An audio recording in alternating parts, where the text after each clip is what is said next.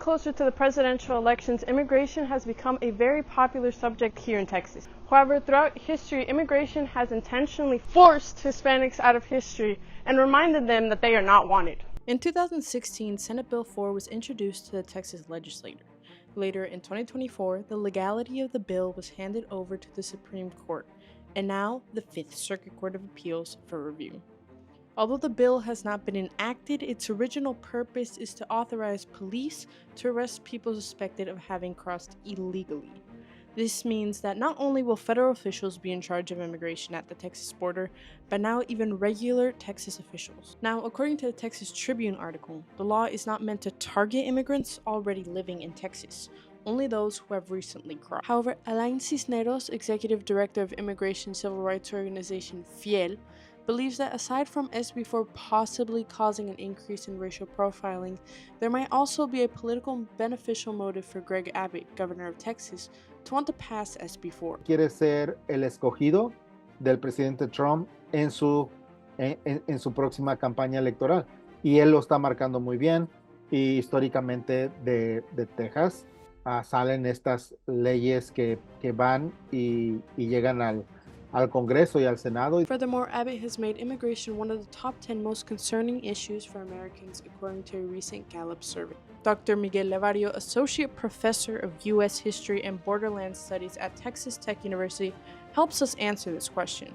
According to Dr. Levario, even though the U.S. and Mexico started having serious conflict on immigration around the 1950s with Operation Wetback, the real beginning is another. Immigration between the United States and Mexico primarily didn't really become an issue until about until 9/11, to be quite honest with you.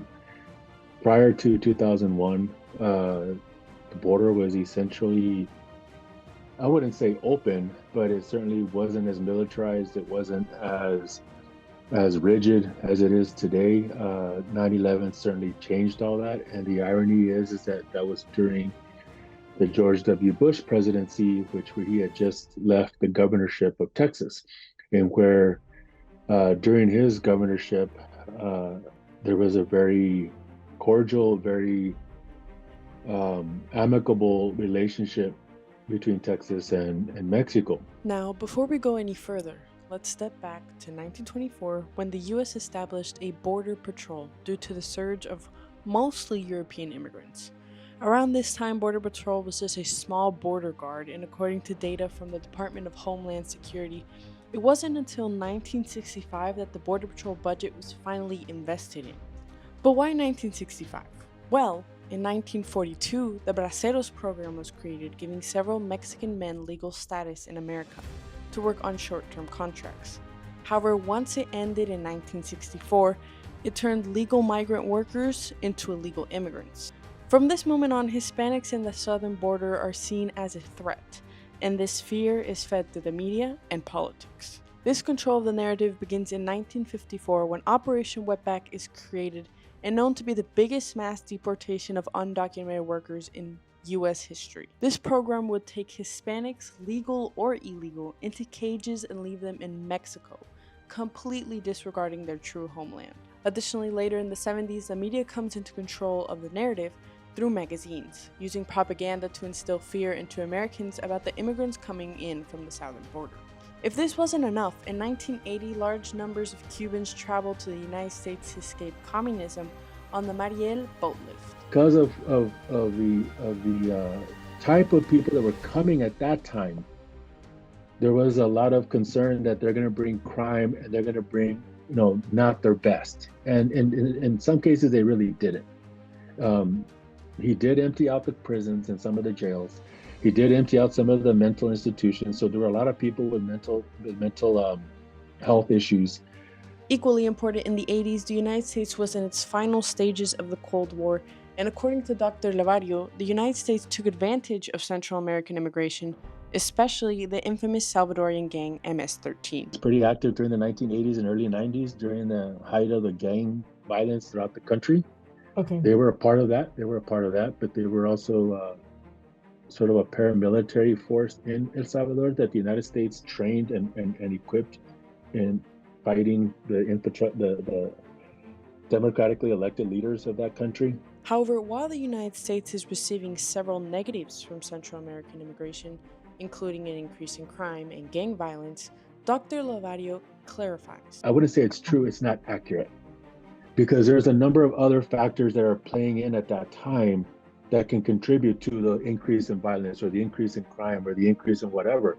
It's not just, oh, because ever since the Cubans came or ever since the Salvadorians came, we now have drugs in the United States. Well, that's it. I mean, that's not the case. Or we've had violent crime. That's not the case. We also have one of our worst economic situations in the United States at that time. All this fear led President Ronald Reagan to take control of the situation and in 1986 signed the Immigration Reform and Control Act. On one hand, this law allowed immigrants to file for legal and permanent residency, which protected them from deportation. On the other hand, it gave Reagan the power he wanted to declare an immigration emergency if large numbers of unauthorized migrants were to reach the southern border. Fast forward to the tragedy of 9/11 that changed immigration in the United States as we know it. Before, like Dr. Levario mentioned, the border was not as regulated or as strict as it became after 9/11. Also, our foreign relations with Mexico were stronger with Texas when Bush was governor. But now that Bush is president at the time, he takes charge of the 9/11 situation and in 2006 creates the Secure Fence Act. This act created what is known today as the wall or border between Mexico and the United States. On one hand, he might have done the right thing to prevent another tragedy, but the problem was that the president of Mexico, Vicente Fox, thought otherwise. Vicente Fox, during that time, was very upset with the restrictionist policies that were implemented after 9/11 between the United States and Mexico. And he argued, his main argument was the terrorists did not come through Mexico and they were not Mexican. So I don't know why they're doing that. Unquestionably, like Dr. Levario mentions, at this time there's more discrimination towards Muslims because of 9/11. But the justification of placing a wall at the southern border is that it is most heavily trafficked at the time. Nevertheless, the Department of Homeland Security had already identified various communities and organizations and cells of Muslim Americans that are all in the north. And actually you have your larger concentration of them in Michigan, which is also a border state, by the way. But there aren't policies or infrastructure being installed on the Canadian-U.S. border. Leading us back to the present with SB4, this bill, if it becomes law, will be another immigration law passed like all the others. Alain Cisneros says it best. Cualquier persona extranjera en los Estados Unidos va a enfrentar inmigración en cualquier momento, con SB4 o sin SB4. So if you are Hispanic in the United States or in Houston, be aware of your rights.